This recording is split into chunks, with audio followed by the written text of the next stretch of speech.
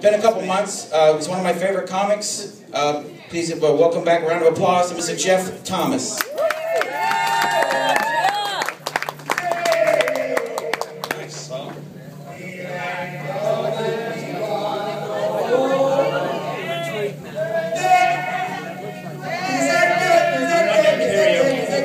I'm not singing. Anyway, how about that Scottish Highlander? How many of you guys felt like you took the brown acid? Huh? Yeah, exactly. It's a good-looking crowd. Thanks for coming out tonight. Appreciate it. Let me ask you a question real quick. You ever been in line at the post office, maybe the grocery store, stuck in traffic?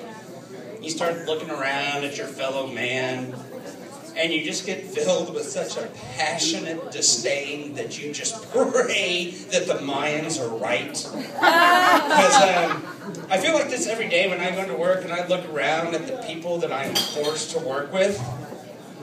I'm a teacher, and let me tell you something. If the children really are our future, then just take me to the time of Logan's Run and put me on the carousel, okay? Woo, yeah! I've taught kids all the way from kindergartner all the way to seniors in high school. They're kind of similar. The younger kids are great, except they're kind of smelly and sticky. And as they get older, they're still smelly and sticky, but it's for completely different reasons. It really is. But you know, I give the kids a hard time. Like I said, I'm a teacher by day and I'm a comic by night.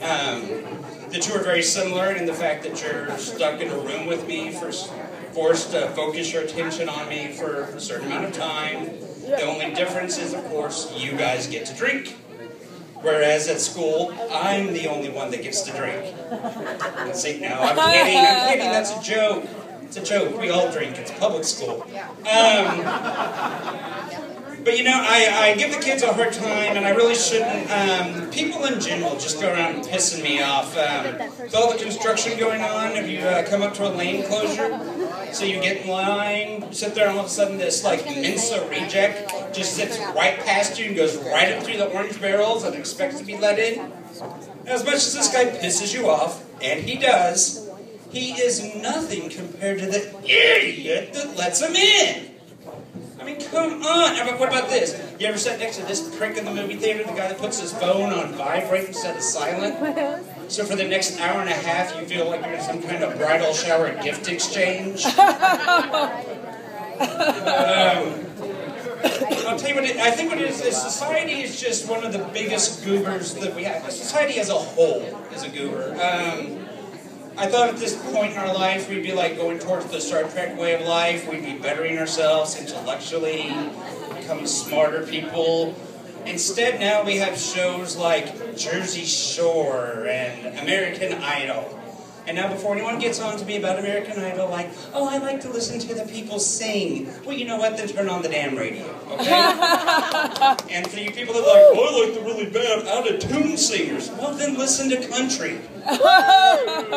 Really, country? I mean, if I wanted to listen to someone prattle on about dying old, alone, and unloved, I should have paid attention to what my wife was talking about. My wife's actually a very good sport. We went out to dinner the other night with my best friend. My best friend's a lesbian.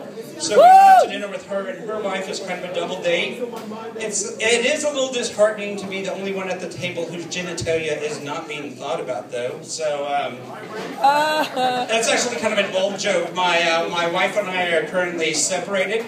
We're probably heading towards the big D, you know, divvying up all my shit. And isn't it great? Remember in the old days when you'd have to go through your albums and your movies? Is this one yours? Is this one mine? Now you can just hand them a flash drive and say, get the fuck out. It's great. I like that one. But, hold on. I lost my place. Okay. Sorry about that. But, I'm learning to do things again on my own, being separated. Do you know you have to feed a cat every day? I did not know that. And I love the fact that she left me with the cat. It's kind of like her saying, here's another pussy you won't be fucking. But